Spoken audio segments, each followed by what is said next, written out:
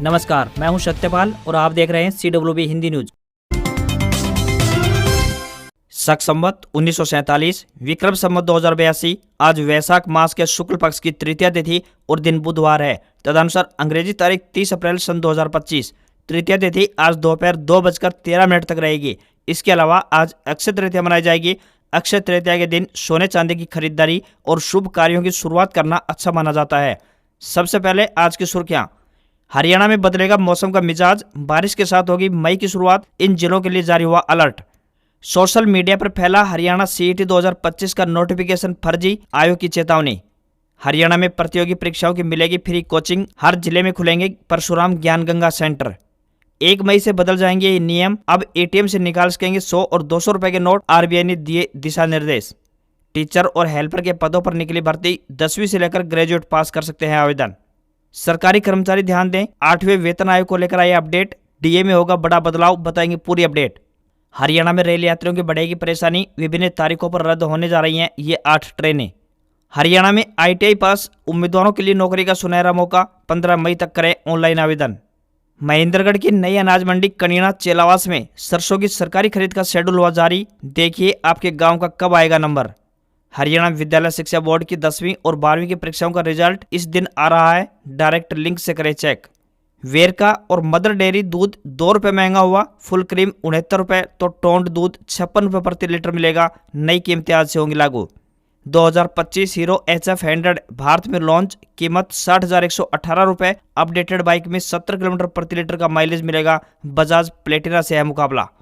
और पहलगाम हमला, PM बोले आतंकवाद को कुचलना हमारा राष्ट्रीय संकल्प, सेना को पूरी छूट। जयशंकर ने 9 घंटे में 9 देशों के विदेश मंत्रियों से बात की। और अब खबरें विस्तार से।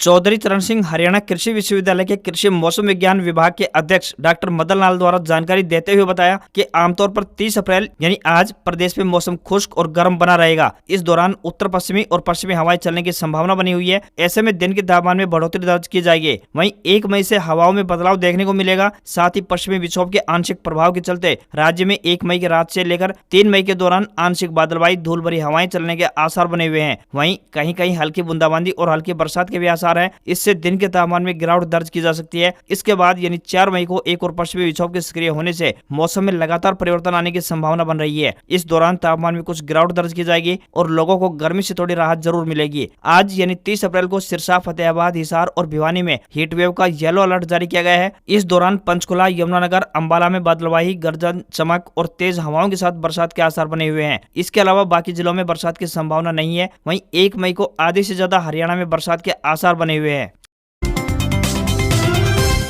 जिला बाल कल्याण परिषद यमुनानगर की तरफ से टीचर व हेल्पर के पदों पर भर्ती के लिए आवेदन आमंत्रित किए गए हैं। ये भर्ती अस्थायी एवं संविदा आधार पर होगी। जो भी उम्मीदवार इन पदों के लिए इच्छुक हैं वे ऑफलाइन माध्यम से अपना आवेदन भेज सकते हैं। इन पदों के लिए सिर्फ महिला वर्ग के उम्मीदवार अपने आवेदन भेज सकते हैं। उम्मीदवार अपना आवेदन भारतीय डाक के माध्यम से या फिर स्वयं जाकर जमा करवा सकते हैं। इंटरव्यू का स्थान बाल भवन यमुनानगर रहेगा। हेल्पर के पदों के लिए आवेदक 10वीं पास होनी चाहिए। वहीं टीचर के लिए आवेदक प्रथम श्रेणी से 12वीं पास या फिर किसी भी श्रेणी से स्नातक पास होने चाहिए। इंटरव्यू का समय 15 मई 2025 को प्रातः 10 बजे से लेकर दोपहर 2 बजे तक रहेगा। आवेदन करने की आखिरी तारीख 8 मई है। सैलरी 11,880 रुपए से लेकर 15,682 रुपए पर मंथ मिलेगी। न्यूनतम आयु 21 वर्ष और अधिकतम आयु 42 वर्ष तय की गई है। इन पदों के लिए उम्मीदवारों को ऑफलाइन माध्यम से आवेदन करने होंगे।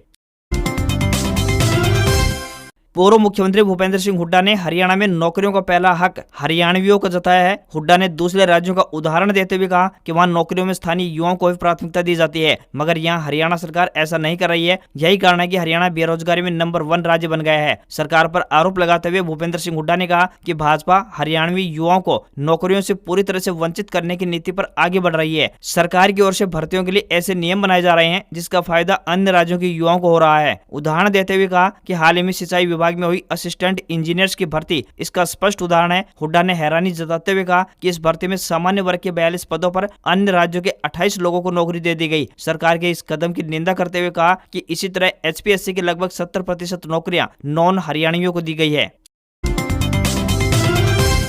बीते दिन एक नोटिफिकेशन काफी वायरल हो रहा था। खबरें आ रही थी कि हरियाणा कर्मचारी चयन आयोग यानी HSSC की तरफ से सीईटी के लिए एक नोटिफिकेशन जारी कर दिया गया है। सोशल मीडिया पर यह नोटिफिकेशन काफी तेजी से वायरल हुआ। इसके बाद आयोग के अध्यक्ष द्वारा बताया गया कि यह नोटिफिकेशन फेक यानी फर्जी है। 2 मई से ग्रुप सी के लिए रजिस्ट्रेशन करने की इस नोटिफिकेशन में जानकारी दी गई थी। हालांकि इसमें परीक्षा की तारीख तय नहीं थी। इस पर हरियाणा कर्मचारी चयन आयोग के चेयरमैन हिम्मत सिंह ने अपने फेसबुक आईडी पर फर्जी नोटिफिकेशन की जानकारी पोस्ट करके दी। अपनी पोस्ट के माध्यम से अध्यक्ष ने सभी युवाओं को आगाह किया। चेयरमैन ने पोस्ट में लिखा कि सभी काफी वक्त से इस मौके की प्रतीक्षा कर रहे हैं। मैं भी इसकी सराहना करता हूं। जल्द ही यह लंबा अंतराल समाप्त होगा और आयोग की तरफ से सीईटी 2025 की नोटिफिकेशन अपने आधिकारिक वेबसाइट पर जारी किया जाएगा। आप सभी समय समय पर आयोग की आधिकारिक वेबसाइट की जांच करते रहें और ऐसे फर्जी नोटिफिकेशन से सावधान रहे। सोशल मीडिया पर वायरल हो रहा सीईटी नोटिफिकेशन फर्जी है। अध्यक्ष ने फर्जी खबरों से दूर रहने के लिए सभी युवाओं को आगाह किया है।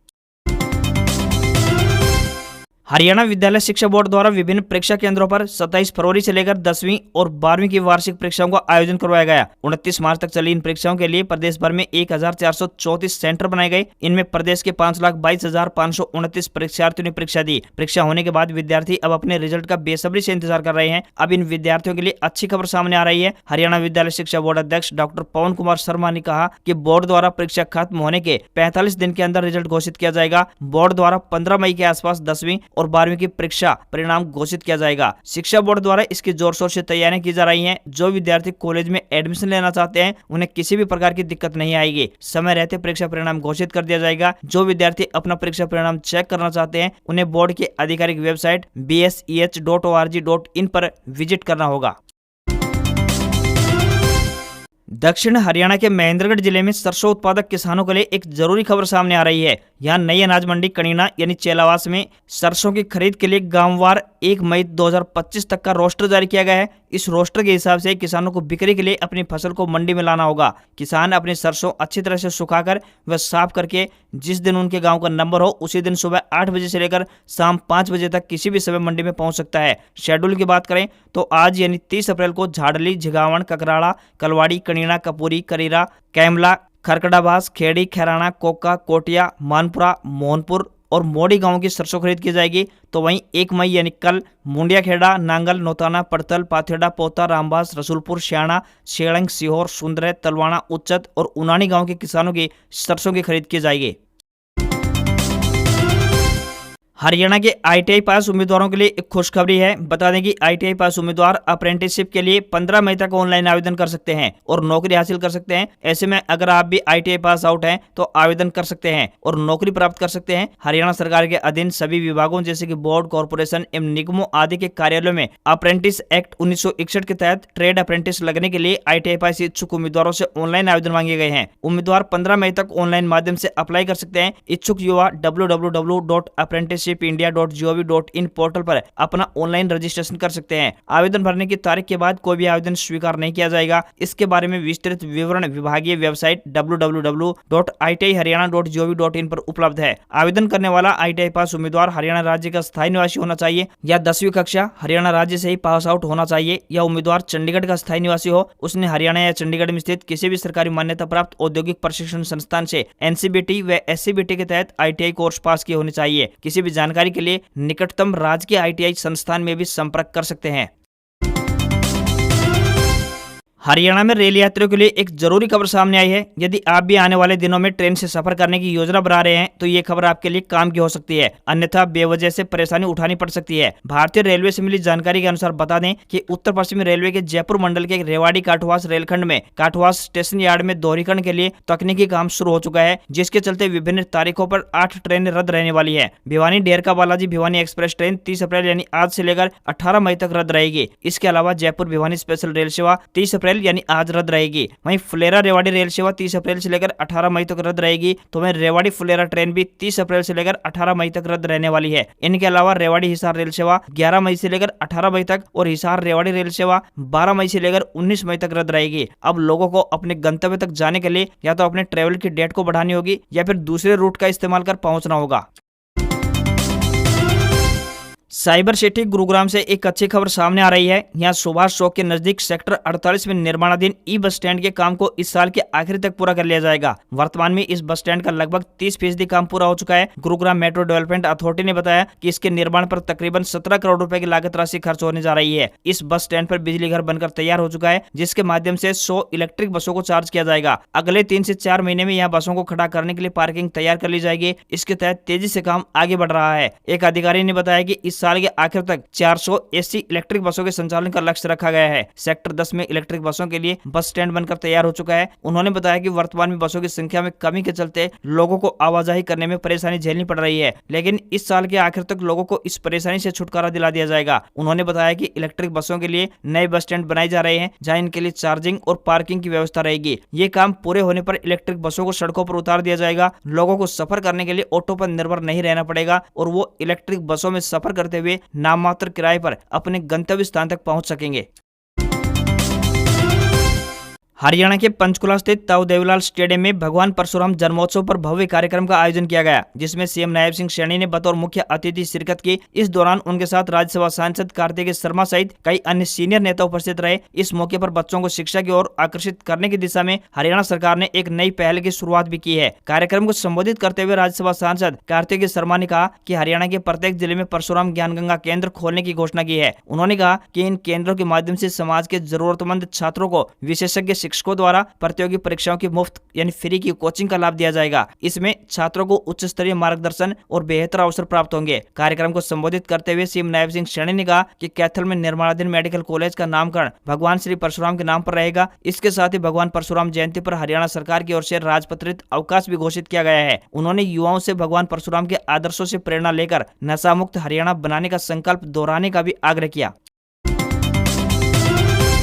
देश भर के सभी बैंकों के ऊपर काम करने वाली भारतीय रिजर्व बैंक यानी आरबीआई समय समय पर भारतीय मुद्रा को लेकर नए निर्देश जारी करती रहती है। इसी कड़ी में अब 100 और 200 रुपए को लेकर आरबीआई द्वारा एक नया अपडेट जारी किया गया है। आरबीआई द्वारा जारी निर्देशों में कहा गया है कि सभी बैंक एटीएम से 100 और 200 रुपए के नोटों की निकासी को सुनिश्चित करें, ताकि जनता के लिए इन्हें उपलब्ध करवाया जा सके। आरबीआई ने इस विषय में पत्र जारी करते हुए कहा कि जनता के इस्तेमाल में आने वाली मुद्रा के मूल्य वर्ग तक बेहतर पहुंच सुनिश्चित करने के लिए यह निर्णय लिया गया है। दूसरे अपडेट के अनुसार बता दें कि 1 मई 2025 से एटीएम ट्रांजैक्शन शुल्क के नियमों में भी बदलाव होने जा रहा है। आरबीआई अब 1 महीने के दौरान ग्राहकों को एक निश्चित संख्या में फ्री एटीएम ट्रांजैक्शन की सुविधा देगा। इन नए नियमों के तहत महानगरीय क्षेत्रों में 3 और गैर महानगरीय क्षेत्रों में महीने में 5 ट्रांजैक्शन बिना किसी अतिरिक्त चार्ज यानी निःशुल्क किए जा सकेंगे। इसके अलावा ट्रांजैक्शन करने पर अतिरिक्त शुल्क लागू किया जाएगा।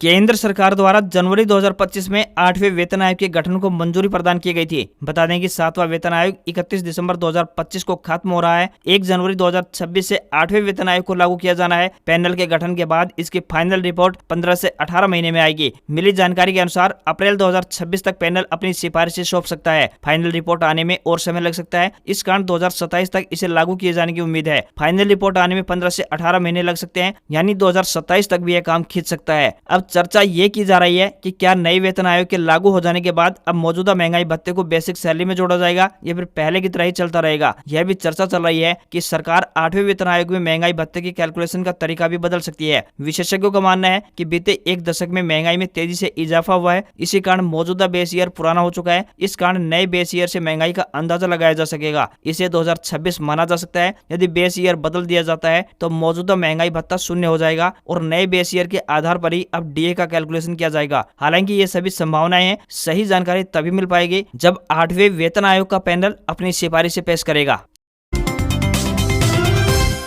मदर डेयरी ने देश भर में दूध के दाम में 2 रुपए प्रति लीटर बढ़ाने का ऐलान किया है। वहीं पंजाब में सबसे ज्यादा बिकने वाला दूध ब्रांड वेरका ने भी दूध के 1 लीटर पैकेज पर 2 रुपए बढ़ा दिए हैं। दोनों ब्रांड की नई कीमतें बुधवार यानी 30 अप्रैल आज से लागू होने जा रही है। इस बढ़ोतरी के बाद अब मदर डेयरी के फुल क्रीम दूध की कीमत 69 रुपए प्रति लीटर हो गई है, जबकि टोंड दूध की कीमत 54 रुपए से बढ़ाकर 56 रुपए प्रति लीटर कर दी गई है। मदर डेयरी के अधिकारी ने बताया कि गर्मी के मौसम में बढ़ती लागत को देखते हुए ये फैसला लिया गया है। नई कीमतें उन सभी क्षेत्रों में लागू होंगी जब मदर डेयरी अपने उत्पाद बेचती है। मदर डेयरी दिल्ली एनसीआर के बाजार में प्रतिदिन लगभग 35 लाख लीटर दूध बेचती है। वेरका अधिकारियों ने यह भी कहा है कि दूध की क्वालिटी में कोई समझौता नहीं किया जाएगा और ग्राहक पहले की तरह शुद्ध और सेहतमंद दूध का आनंद ले सकेंगे।